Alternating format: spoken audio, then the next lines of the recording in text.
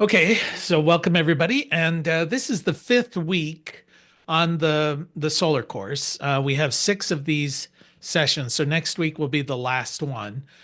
So we're coming to the end on this, and I guess as you've been studying, you should have been pretty close to being done with chapter seven, I would hope, at this stage. So has anyone, usually chapter seven's where everybody's eyes start getting bleary and start to get concerned that they're not going to be able to handle this. And so anybody who has run into some issues, I'm going to assume you're going to want some math dealt with, but I just wanted to address or give you the opportunity to bring up specific questions before we get into that. I For the had one, test. Oh, one, one quick, very quick question. Okay. Why is single phase?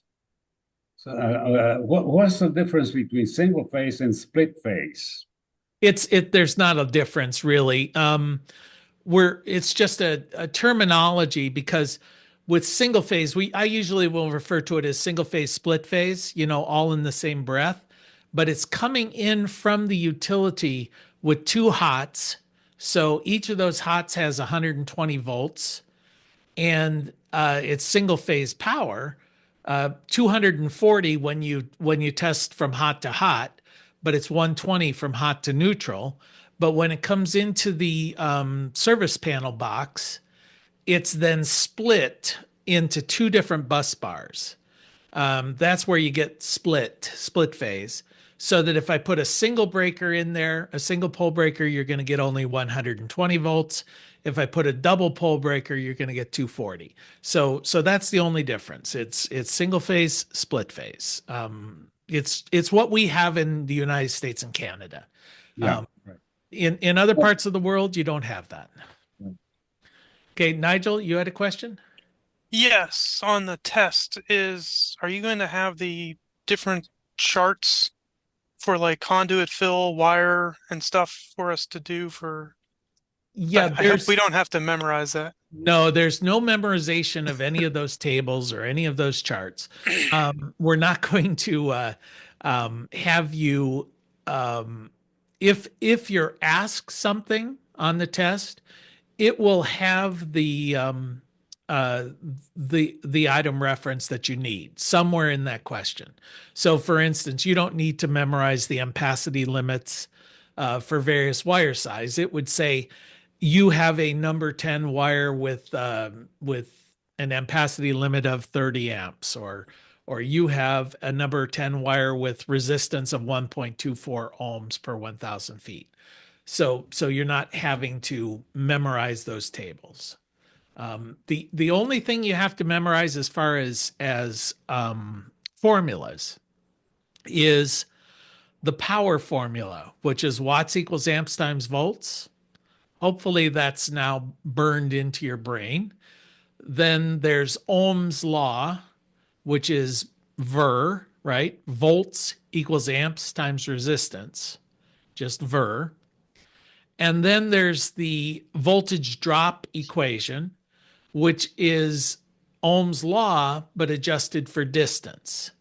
So it's voltage drop equals amps. Usually it's the IMP of a panel, amps, times resistance times twice the distance divided by 1,000 feet. Why do we multiply it times twice the distance? It's a circuit there and back. Why do we divide it by 1,000 feet? Because the NEC gives us resistance per 1,000 feet. So you're really just adjusting Ohm's law to figure out what portion of 1,000 feet is this circuit. So that's all the voltage drop equation is. Those are the only three equations you really have to memorize, and of them, the voltage drop is the most complicated. There are a couple of other things that you need to remember. Memorize may be a strong word, but when you're doing your temperature adjustments for the minimum string size, you have to remember that you add 25 degrees Celsius if it's a ground mounted system to the ambient air temperature. You add 30 degrees if it's a ballasted system or a system that's more than 6 inches off the deck. And you add 35 degrees if it's flush to roof. So that's just something you should try and commit to your memory. And if I really stretch it out, the only other question I can remember that requires some memorization has to do with weight limits on ladders. So that's in chapter 9, so you may not have gotten to that yet. But what I always try and remember is just Reg Boy. Let me see if I can share my screen here on my little whiteboard. Let's see. Is this I lost. Oops. Got too many screens open. All right, if I go here and hit share. There it is. Okay, there's paint. All right, are you all seeing the paint screen? Okay, so I always think of for ladders, I think of Reg Boy, red, green, blue, orange, yellow. So if we just think of Reg Boy, and red is equal to,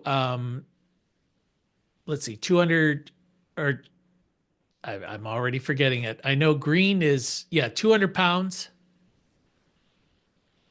225, 250. Then orange is 300 and yellow is 375. This one is a type 1. Green is type 2. And red is type 3. Now, those were the only ones that we had for many, many years. So they just said blue was the heavy duty ladder, green sort of medium, red. But then Americans discovered McDonald's, so they came up with an orange ladder, and it's type 1A. And then Americans discovered drive-through windows, so they came up with the yellow ladder, and that's now referred to as type 1AA because they started in the wrong direction. They should have known we were all going to get fatter. I'm sure that at some point we're going to have a black ladder that they'll call the cardiac or something. It'll be rated to 500 pounds, but hopefully not. Somebody steps off that thing and goes right through the ceiling. So, so just remember, or try to remember this. If you just think about Reg Boy, it will get you most of the way there. Any other questions on the test or anything else as you've been studying?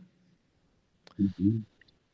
Okay, I'm gonna, if I don't have a specific question, why don't let's deal with an easy one here, the voltage drop. Because the thing that most people have concerns about is the math, So the math on here, I think a lot of those concerns are overblown. A lot of times people they haven't been doing testing for a while. They haven't been in school for a while. And the math just kind of scares them. None of this stuff is hard, but there are steps that you have to remember. Well, if you're presented with a problem and it's a voltage drop problem, oops, I didn't put my pencil here. So the voltage drop equation is voltage drop equals amps, and it's usually going to be the IMP, times resistance, times twice the distance, divided by 1,000 feet. Now, if you're truly going to do a voltage drop out on the job site, let's say that you've got your solar array over here. It's going to a combiner box. And let's just say there are 2 strings. Let's go into your combiner box, and we're going to then connect in just one pair of wires. And now it's going to go ahead and connect into your DC disconnect. And that DC disconnect is oftentimes integrated into your inverter. It could be a separate unit, but in today's market, more and more, it's just integrated into the inverter. And then from that inverter, we go to our AC disconnect. And from that AC disconnect, we're going to go into a service panel. And you want to go into the double pole breaker that's as far away from the main as possible. And then that's going to go out there to the meter. Now, the AC disconnect should be outside by the meter, located within 10 feet of that meter. It should be well marked. It should be externally operable and lockable. And of course, rated for the various ampacities and the like. So when you're worried about voltage drop, the one length that causes you the most problems is usually from the combiner box or junction box to your DC disconnect. That's going to be your longest run. You know, it's from the roof down into your basement, or if this is out in a field somewhere, it might be hundreds of feet away from the building, and then it's going to come in. All this other stuff is usually fairly short.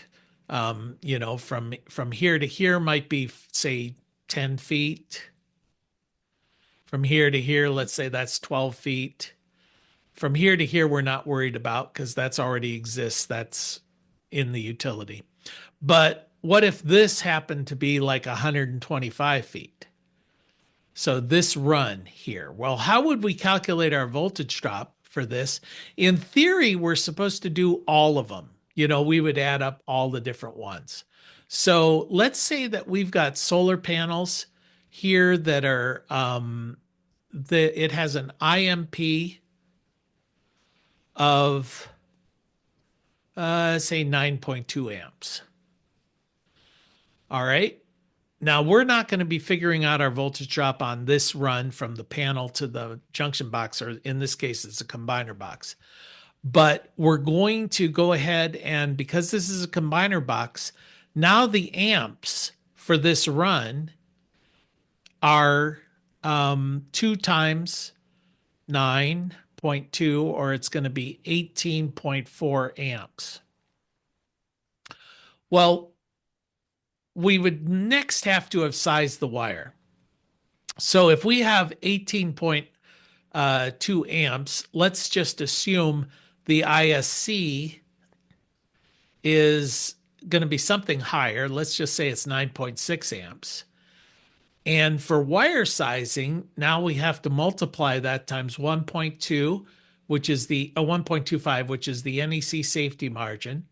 And we would multiply it again times 1.25, which is the solar safety margin. So what's 9.6 times 1.25 times 1.25?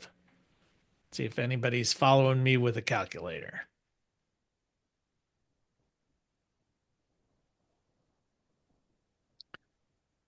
Anybody yet?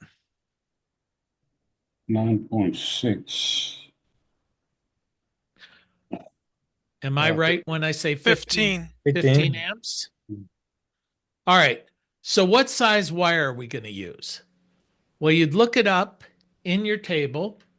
You'd always read it from the from column 1. So I think if you've got the 9th edition, it seemed to me it was on page 111. The 8th edition is like 104, I think. And you could look down, and we could get by with 12 gauge wire. If you look there, you'll find that can go up to 20. We never would use 14 gauge. So even though that's 15 amps, in this case, we would never do it. Now, my recommendation to you is never use anything smaller than 10 gauge. The reason for that is it solves a heck of a lot of problems, and it doesn't cost that much more. So if you're going to be spending $25,000 for a solar array, why are you trying to save, $15 by going with smaller wire? So let's go with 10 gauge wire.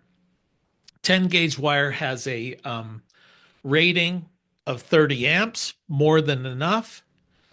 But so if we've just decided, okay, we're using 10 gauge wire here, and that's Jay's rule of wire management, is never use anything smaller than 10 gauge. That's not NEC. It's just good business practice. You could have used 12, but I'm going to tell you, just go down to Lowe's and buy some 10 gauge wire. Come on, open up that wallet. All right, so we look up and we find the resistance table. And I just sort of happen to know the resistance for 10 gauge stranded copper is 1.24 ohms per 1,000 feet. So now we do we plug in the numbers. We know that our amps, 18.4 amps, right? Got that from the combiner there. The resistance is 1.24 ohms.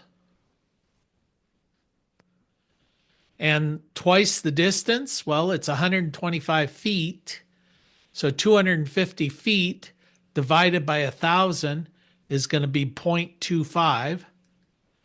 And then you just do the math. And we find 9.2 times 1.24 times 0.25 gives us 2.852 volts. So basically from here to here, we're going to lose 2.52 or 2.85 volts. Put that over here. Everybody follow me so far? Right. Is that a problem? Well, it depends. It depends on what the voltage of your system is. If your voltage is 12 volts, you got a problem, right? Because if the nominal voltage is 12 volts, well, 2.85 divided by 12, you just lost 24% of your power. But if your voltage is, let's say, 450 volts, then 2.85 divided by 450 is really 2/3 of a volt, 0.63 volts. So that's not a problem, right? Sorry, no, it's 0.63%. So 2/3 of a percent of your power. We want to keep our voltage drop below 2%, ideally. So let's assume that the voltage coming out of here is 450 volts. Well, then this section has just lost us 0.63%. But then we really should calculate these sections as well. So what size wire are you going to come out of this with? Well, let's just assume, I want numbers that sort of make sense. I'm just making these up. So let's assume I have 450 volts times 18.4 amps. It's an 8 kW, 8.2 kW system. So let's say we've got a 7.6 kW inverter. Well, the 7.6 kW divided by 240 volts, so 7,600 divided by 240 volts should give us about 31 point something amps. Now, if we put in our safety factor, 1.25, we don't need to do it twice because now the inverter is going to regulate that. It's going to give us 39, just under 40. So we could still go with 10 gauge wire, or no, we'd need 8 gauge wire. Sorry, 8 gauge wire. So here, this would be an 8 gauge wire. So we would have to look up our resistance in our resistance table. The resistance table is in the book I'm using on page 92. And for 8 gauge stranded, it's 0.778. So here it's going to be 31.66 because we're not dealing with the safety margin times what did I say? 0.778 times twice the distance. Well, I said it was only 10 feet. divided by 1,000. So 10 divided by 1,000 is going to be 0.01, right? No, 0.02 because it's twice the distance. Are my numbers right? Everybody think they're right? Let's assume they're right. So I do 31.66 times 0.778 times 0.02. And now we're just losing 0.49 volts.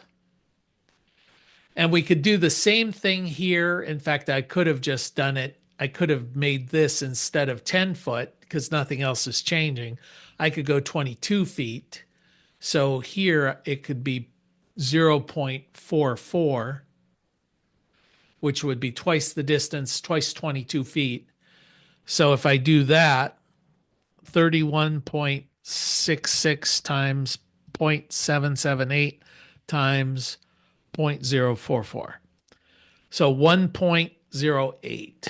So if I get rid of that, 1.08 volts. So combined, I'm at, let's just round it up to 4 volts through the entire system. It's a 450 volt system. So I know 4.5 volts is 1%. So I'm under 1% voltage drop. Pretty good. Not a problem. Normally, when you're sizing your cable to meet amperage requirements for your system, you need cable big enough to make sure it can handle the amps. Unless your runs are exceptionally long, you're going to be okay for voltage drop. It just works out that way. What would have happened if, I told you to use number 10 wire, but you guys were being cheap and you said, well, it's only going to be, what did we figure? 20 amps.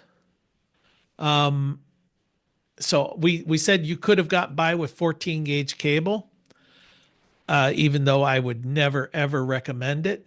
So instead on that one, it would have been, instead of 1.24, it would have been 3.14. So, and here it would have been 18.4 amps, right? And twice the distance for this would be 0.25. So just to see if that would have caused a problem, 18.4 times 3.14 times 0.25 gives us 14.44 volts. So if we had used the smaller wire, instead of losing just 2.85 volts, we would have lost 14.44 volts by going with 14 gauge versus 10 gauge. Is that going to cause us a voltage drop issue? Well, 14.44 divided by 450, it's a little over 3%. Not great. Not great. So I know I'm jumping around on here a lot, but hopefully you're following it as I go through. This is why we do it. We're just trying to figure out what wire size do we need so that we don't lose a substantial portion of the energy that we're trying to transmit through the system. Voltage drop is entirely an economic issue. I'm spending a lot of money on this system and now I'm losing 4, 5, 6, 10% of the power that it's generating just because I put smaller wire in it than I should have. So it's not a safety issue, but the ampacity rating for your wire is a safety issue. That's one that the NEC is going to look at and your code official is going to look at and say, you put wire that's too small. That presents a safety issue. You could burn down the house. You could do lots of damage. You're not allowed to do that. But if you put wire that just causes you to lose money, the inspector is going to go, yeah, okay, that was dumb. But, it's your house. So go for it. All right. So does everybody understand voltage drop? Yeah. Okay. All right. So let's move on then to another question here. Let me find the right keyboard. Okay. Of all of, sizing an array. Okay. That's another one we run into all the time, right? Okay. How do you size an array? Well, the formula for sizing your array, you always start with your daily load. What is the daily load of my system? But you're not often given your daily load. You're almost always given it in monthly, monthly load. So somebody will tell you, well, my house uses, let's say it's a small thing, 580. Whoops, I did the same thing I did before. All right. In fact, I was just working on a facility that uses 580 kilowatt hours per month. Okay, so the first step is we need to convert that to daily load. How do you do that? Divided by 30.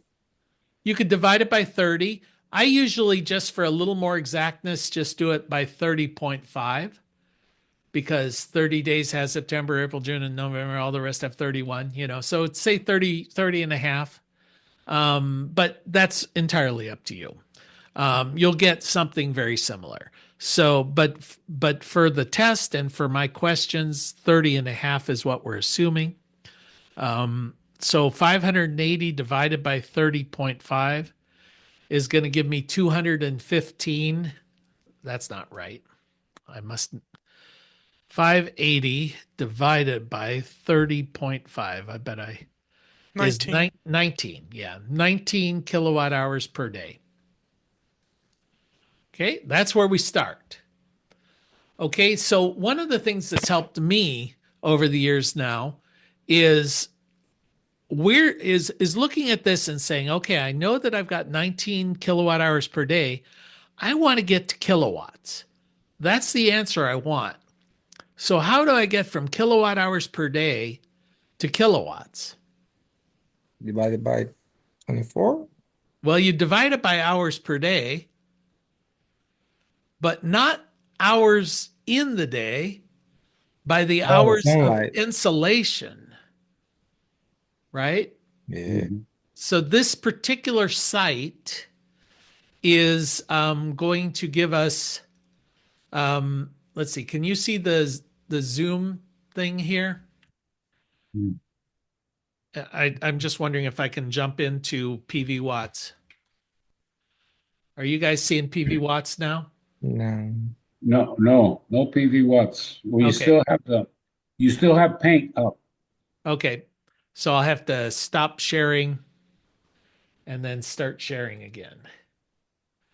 All right.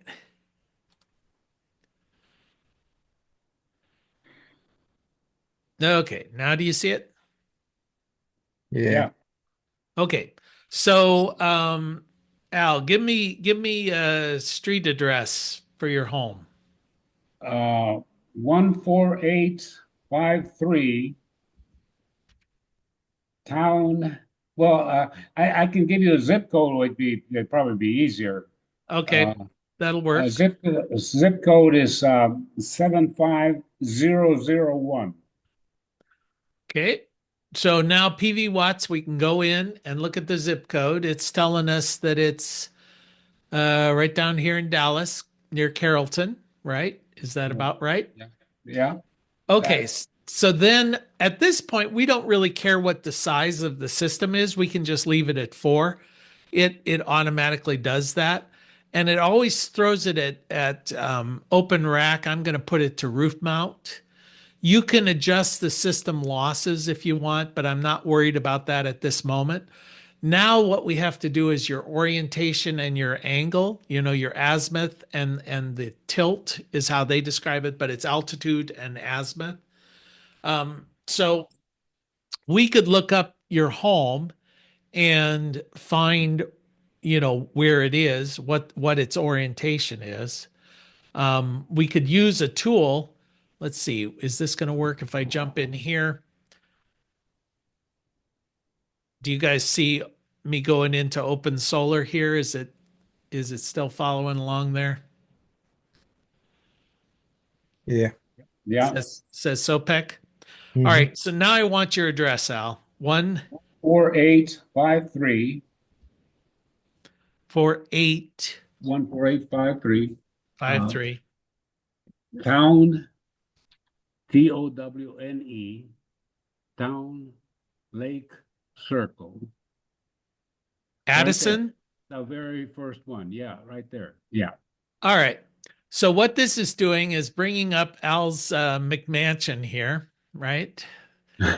Is, is that's your house? That's my, yeah, the very first one at the, yeah, you got it Okay. right there. Yeah. All right. So we could then in here, this is open solar. I can go ahead and if I wanted to create a project, which I have to do, I'll just hit create a project so I can show you some of the tools here. The next thing it's going to do is it's going to ask for your name and all of that kind of information. It's then going to want us to come up with a utility, what your bill is. You can get that off the utility bill.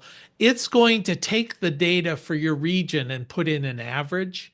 So if I don't plug in numbers, it's going to make an assumption. It's also going to assume that you're with Austin Energy Residential. Maybe you are, maybe you're not, but I could switch that. But then what I wanted to get into here was the design. So now we're going to go back to your picture of your home, and we can see that the planes of your roof are pretty much east-west. So here, it always tries to jump me into 3D, which I hate. I'll just let it go through that cycle because now it just shows you all the trees and you get a three-dimensional model of what you're dealing with here. I don't like it. So I'll just go back into two-dimensional. And you can select Google image. If I select Google images, that's what we're going to get. But it also gives you an option to go into Bing. Sometimes I found Bing, the images are a little clearer. Oh, in this case, they're not for sure. So I'm going to go back into Google. And then what I wanted to use this for was just to show you, I can see that yours south in these views is always going to be to the bottom of the screen. So if I wanted to throw in some panels here, I could go and select panels. And in this case, let's say we're going to put a solar an Enphase system, and I just happen to buy these Jinko 385s. So I'm going to select these 385s, and now it's asking me about portrait. It says portrait orientation. I'm assuming your trusses are going to be going, in this case, east-west. So, Right. so my rails are going to be going north-south. So my panels have to be oriented in this direction. And you see the little arrow on there? That's the way they're facing. So let's say I want to go here. That's about as many panels as I could put on that plane there. You've got some vents and things here. I could come over, maybe get by with that, maybe get by with that. That's probably max. And that may be too much. I may get myself into trouble there, but let's just say we decide that's what we're going to do. Well, it's already told me over here, my azimuth is 90 degrees.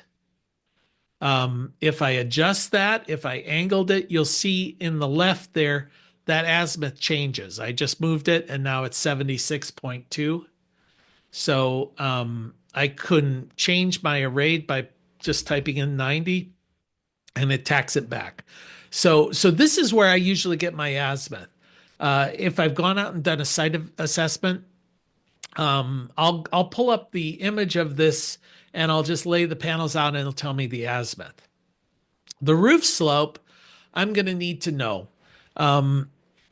It's pretty steep. What's the pitch of your roof? And it's about 40 degrees. 40 degrees, so that's pretty sharp, right? Yeah, it is. Yeah. Okay, so if you think it's 40 degrees, I'm just going to put slope of 40 degrees here. All right, this would be what I would be doing here, but we're looking at PV watts. I now know that the orientation of this is going to be 90 and 40. So I can come back in here and the tilt is going to be 40 degrees and the azimuth is going to be 90. And now it's going to tell me 4.37 hours of insolation at that location with that orientation and with that angle. All right, everybody clear about that? Now let's assume I had just designed this system and I decided this is what we're going with. Over here, it's telling me this is a 6.545 kW system. It just calculated that based on the number of panels and the panel I selected. Everybody see that? And it's also suggesting it's going to generate 7,893 kilowatt hours per year, which it's estimating is about 56% of what you need, Mhm. right?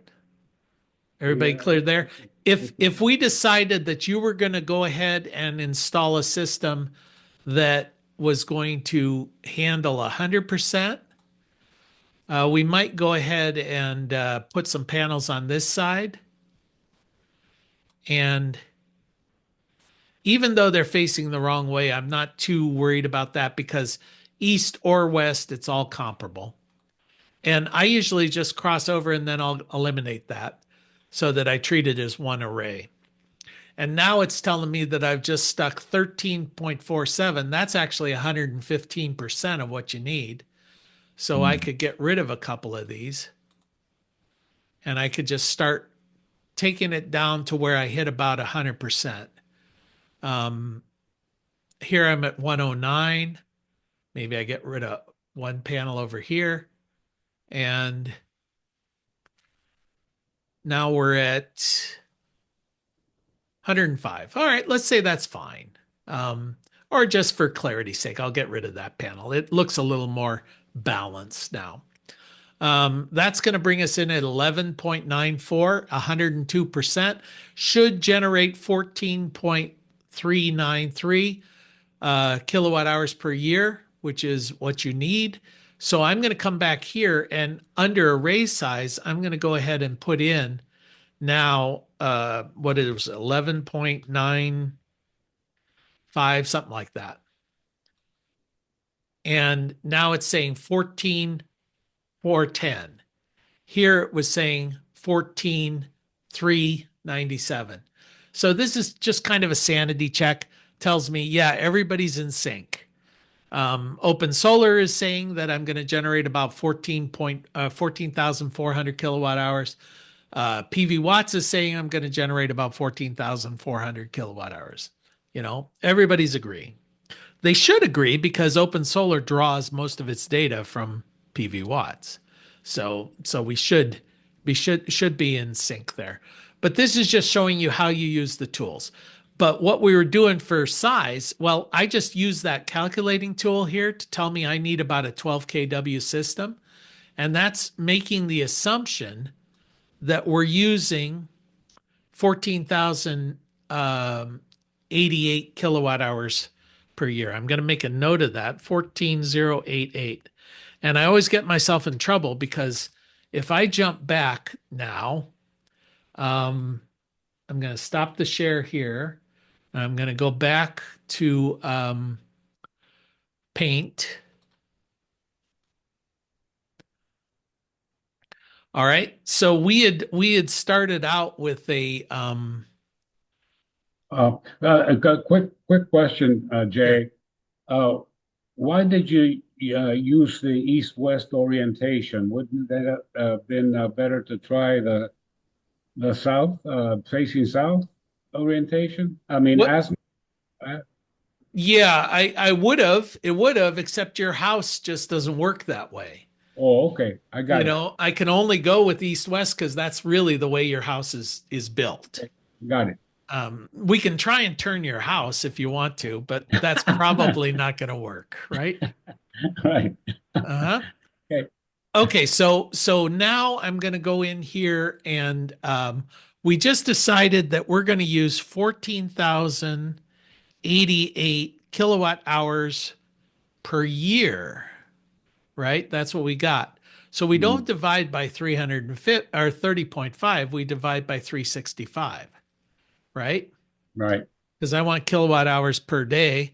So I would simply take 14,088 divided by 365, gives me 38.6 kilowatt hours per day.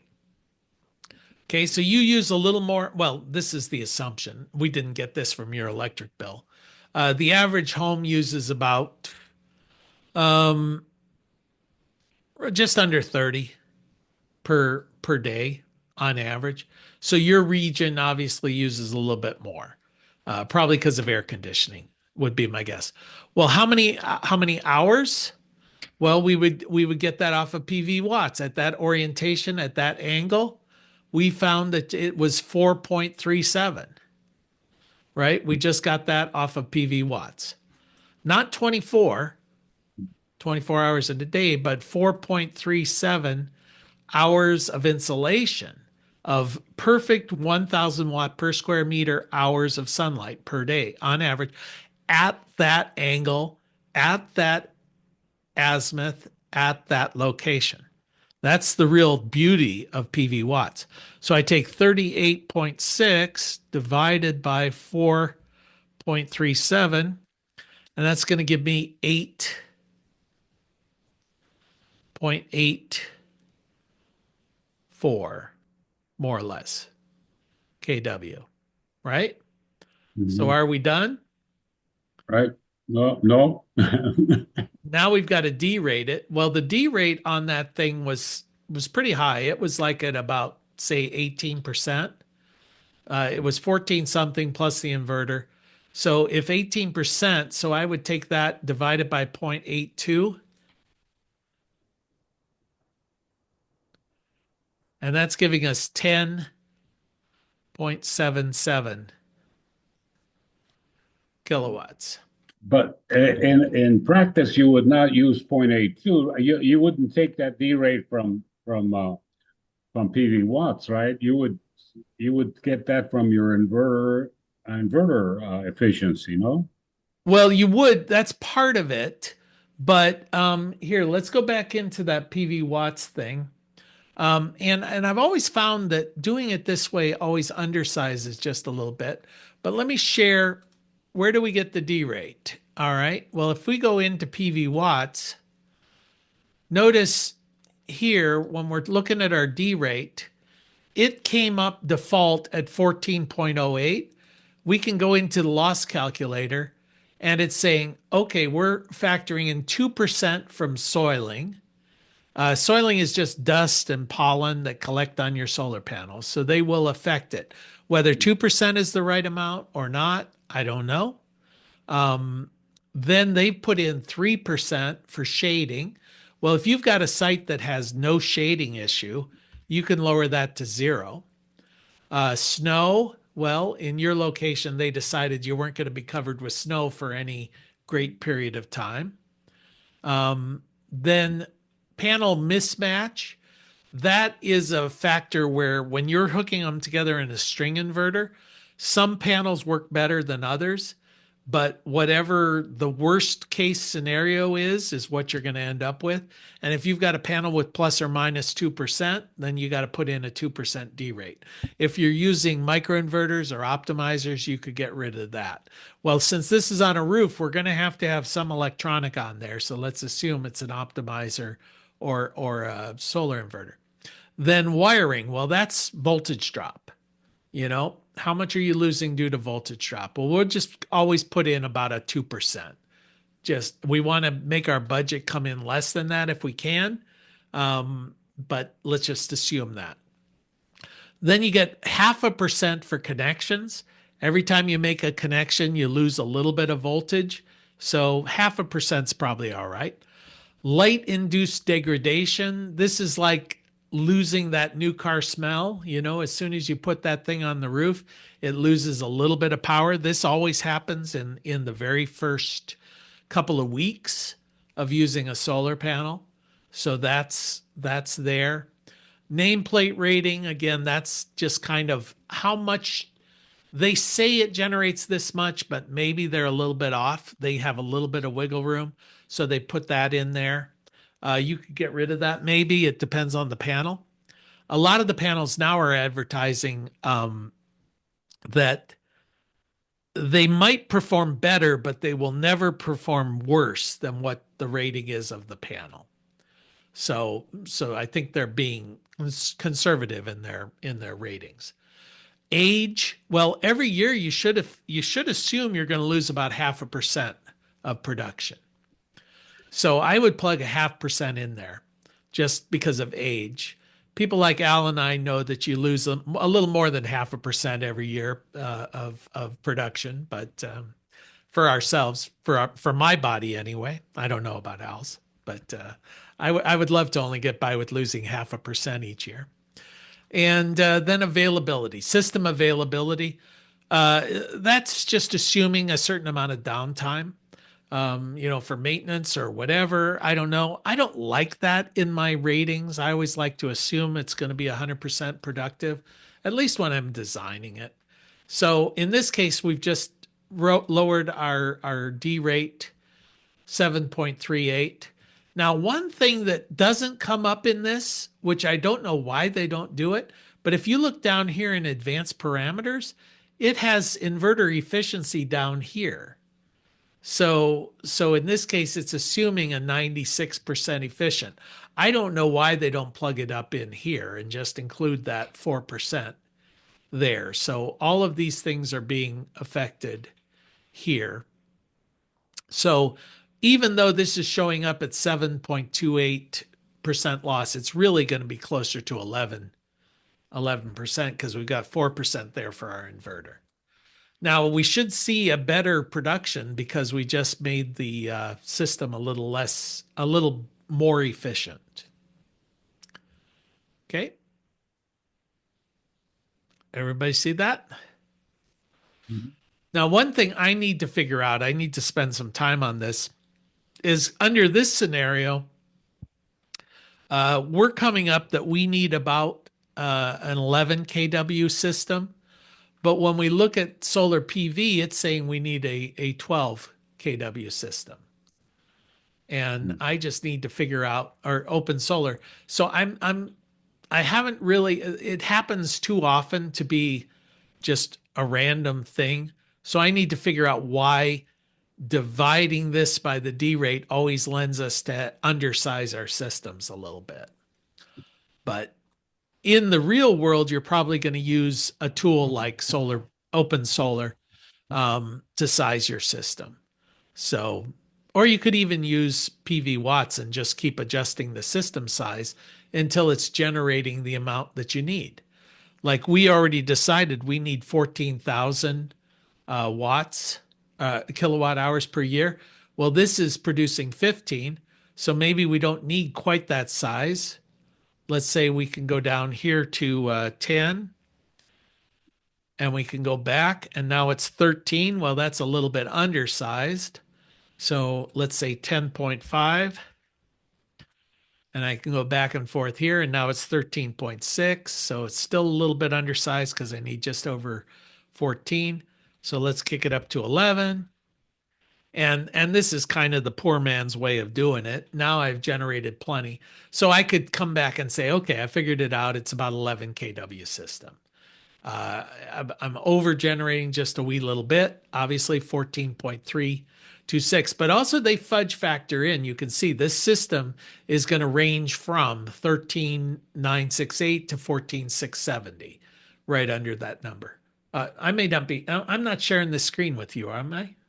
Yeah, you are. Okay. All right, good. So yeah, all right. So this is good.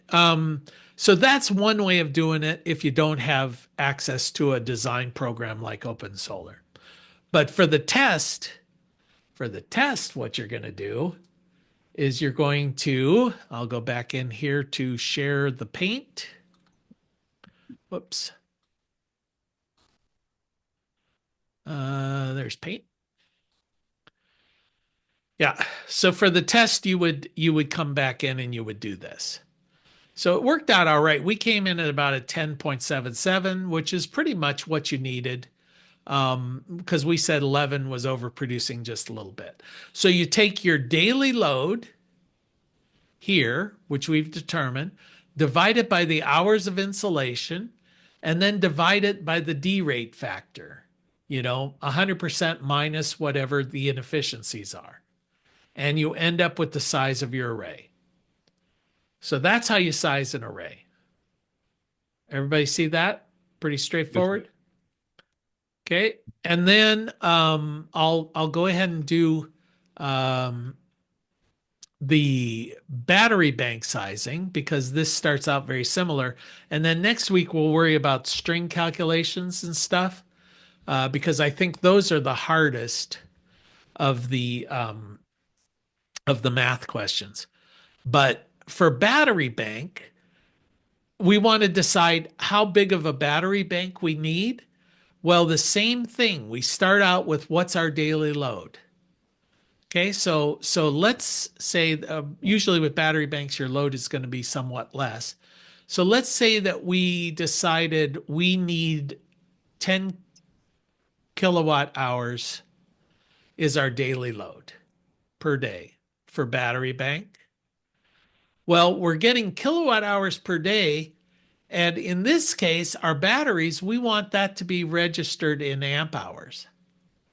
So what do? How do we get from kilowatt hours per day to amp hours? What's our first step? Divide by 240. Well, is it a 240 volt system? You're dividing by volts. That's the output from the inverter. But what is the voltage of the battery bank? Well, for most standalone systems at a residential level, that's going to be 48 volts nominal, right? Right. That's just what's out there. So in this case, we take 10,000. So 10,000 divided by 48 gives us 208.33. 208.33 amp hours per day. Everybody see that so far? Yes, sir.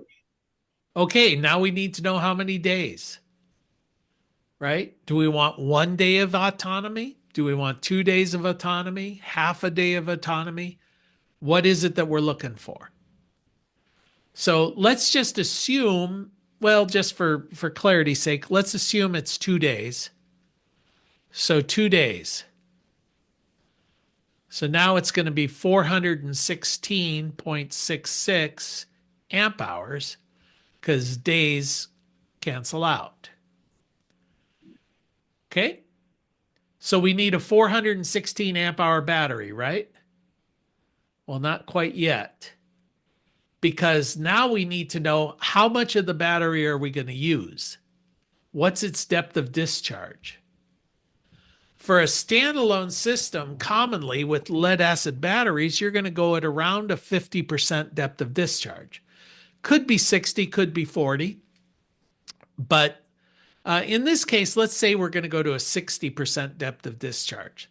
So I could divide that by 60, by 0.60 depth of discharge. That means we're going to use 60% of the battery, so we're going to drain it down to 40% left. At 40%, we're considering that battery empty. Okay? You never use the whole thing. So we take 416 divided by 0.6,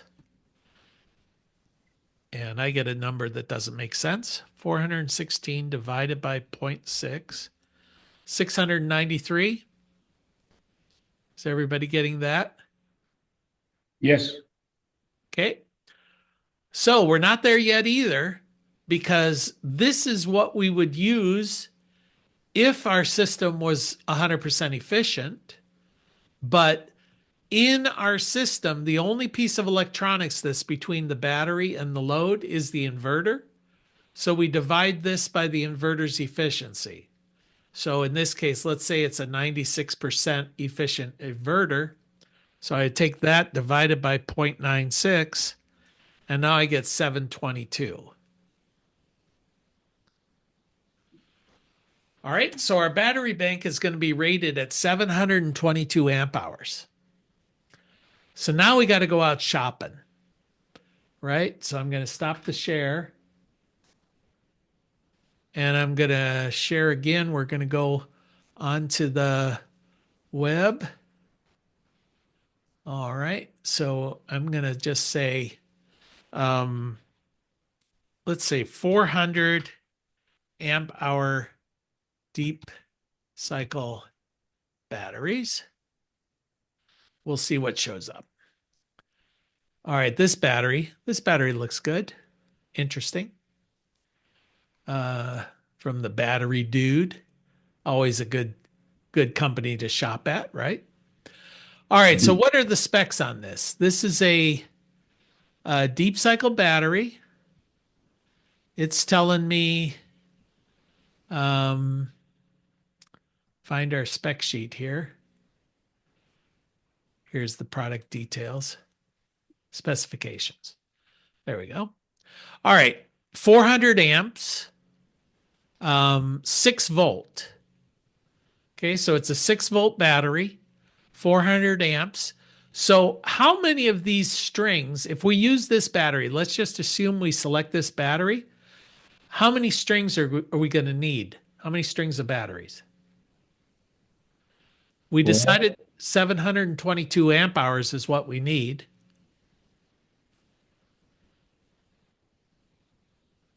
So two strings, right? That would give us 800 amp hours. So we'd oversize our system just a wee bit. So I need 2 strings, right? But I don't need 2 batteries because these are only 6 volts and my system is 48 volts. So how many batteries in a string? 8. 8, right? 48 volts divided by 6 gives me 8. So I actually need 16 of these things, right? 2 strings of 8. Each one of these things weighs 123 pounds. So 16 times 123 pounds, I'm at just under a ton to put in your living room. So that's a lot of batteries. And each one of them weighs or costs $700, more or less. So I need 16 times 700, $11,200 just for the batteries for this system. That's why standalone systems are very expensive. So what would be a better alternative today would be, I was going to look to see what is its warranty. My guess on a battery like this is it's only going to be 5-year, maybe. They're not all that proud of it, so who knows? They don't. Outstanding warranty. Covers. Yeah, they don't tell me what it is. Okay, so now why lithium-ion batteries have made life easier? Let's say that we need a 10 kW system.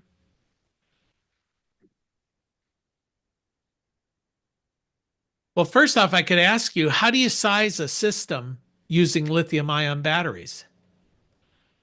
Well, same way, no? Not quite, because they've done most of the work for you. We decided our battery system, we needed 10 kW per day, right? And we needed 2 days, so I would need a 20 kW system. All calculations other than that have already been done for me. So if those were my parameters, I need 2 of these 10 kW batteries. So here, this Sunglow, that's a 10 kW inverter. Just trying to see if I've got a, I'll just lithium ion battery. Let's do a Tesla. I wouldn't buy it because I don't like them, but here we go. So this 10 kW battery here, $6,487. I'd need 2 of them. So the cost there is going to be $13,000. The cost on this other battery that we looked at was what do we figure? About 16 times $700, 11,000. Yeah, so one of them is 13, one of them's 11. I'll tell you though, the weight and the warranty are going to make all the difference because my $11,000 for lead acid batteries, that might last me 5 years. My Tesla is warranted for 10 years. This one weighs a ton. The that Tesla battery, let's see, was it over here? Yeah, this Tesla battery, I think it only weighs about 300 pounds. So let's see where the tech specs data sheet. 10-year warranty.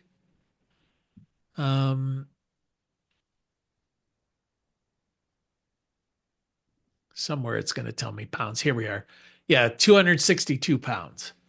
So a quarter of the weight, quarter of the mass, a little bit more expensive, but it'll last twice as long. So batteries are expensive. A question real quick. Sure. So, is the depth of discharge the same on the lithium-ion battery? The depth of discharge, no. The depth of discharge for a lithium ion is going to be somewhere in the 95% range. But that's factored in. When you deal with the 10 kW, they're already factoring. That's one reason there's a lot less weight too, is because you can use it all. The reason why we have a depth of discharge issue with lead acid is sulfation. And sulfation is sulfur deposits that build up in the battery if you go too low. And of course, with lithium ion, there is no sulfur. So there is no sulfation. Lead acid is sulfur dioxide or sulfuric acid. So that's where you get the sulfur deposits. Okay. Any other questions? Because we're a little bit over time already. If you run into a question as you go through the material, just feel free to drop me an email. Some of you have been doing that, and away we go.